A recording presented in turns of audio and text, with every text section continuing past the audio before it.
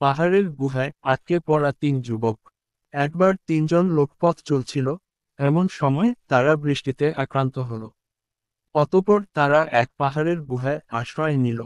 হঠাৎ পাহাড় হতে এক খণ্ড পাথর পড়ে তাদের গুহার মুখ বন্ধ হয়ে গেল।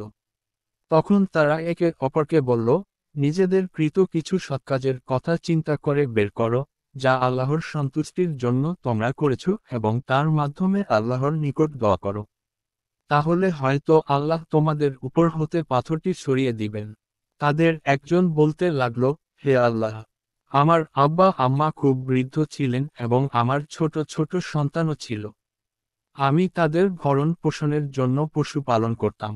সন্ধ্যায় যখন আমি বাড়ি ফিরতাম তখন দুধ দহন করতাম এবং আমার সন্তানদের আগে আমার আব্বা আম্মাকে পান করাতাম। একদিন আমার ফিরতে দেরি হয় এবং সন্ধ্যা হওয়ার আগে আসতে পারলাম না। এসে দেখি তারা ঘুমিয়ে পড়েছেন। আমি দুধ দহন করলাম, যেমন প্রতিদিন দহন করি।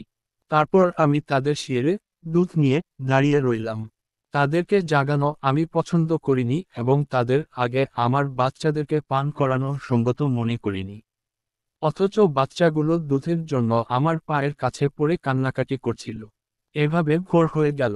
হে আল্লাহ, আপনি জানেন আমি যদি শুধু আপনার সন্তুষ্টির জন্য এই কাজটি করে থাকি তবে আপনি আমাদের হতে পাথরটা খানিক সরিয়ে দিন, যাতে আমরা আসমানটা দেখতে পাই।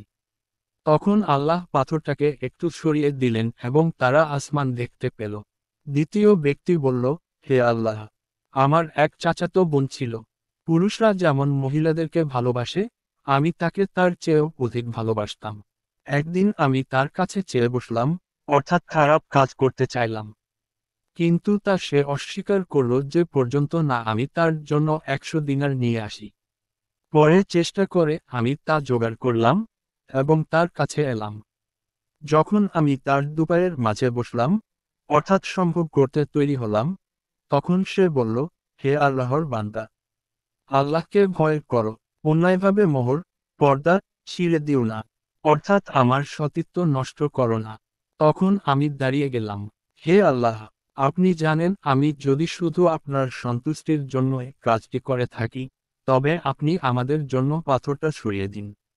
তখন পাথরটা কিছুটা সরে গেল। তৃতীয় ব্যক্তি বলল, হে আল্লাহ, আমি এক ফারাক চাউলের বিনিময়ে একজন শ্রমিক নিযুক্ত করেছিলাম। যখন সে তার কাজ শেষ করল আমাকে বলল, আমার পাওনা দিয়ে দাও। আমি তাকে তার পাওনা দিতে গেলে সে তা নিল না। আমি তা দিয়ে কৃষি কাজ করতে লাগলাম এবং এর দ্বারা অনেক গরু ও তার রাখাল জমা করলাম। বেশ কিছু দিন পর সে আমার কাছে আসলো এবং বলল, আল্লাহকে ভয় করো, আমার মজুরি দাও। আমি বললাম, এই সব গরু ও রাখাল নিয়ে নাও।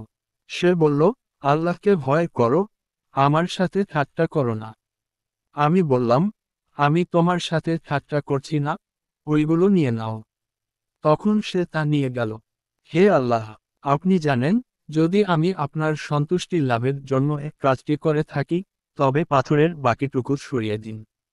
তখন আল্লাহ পাথরটাকে সরিয়ে দিলেন। শিক্ষা 1. বান্দার সুখে দুঃখে সর্বদা আল্লাহকে ডাকবে। 2. বিপদাপদের সময় আল্লাহকে ব্যতীত কোন মৃত ব্যক্তি বা অন্য কাউকে ডাকা শিরকে আকবর বা বড় শিরক। 3. সৎ আমলকে উশিলা হিসাবে গ্রহণ করতে হবে। 4. পিতা মাতার প্রতি সদ্ব্যবহার করতে হবে এবং স্ত্রী ও সন্তানদের উপর তাদেরকে প্রাধান্য দিতে হবে। 5. শ্রমিককে তার ন্যায্য পাওনা প্রদান করতে হবে।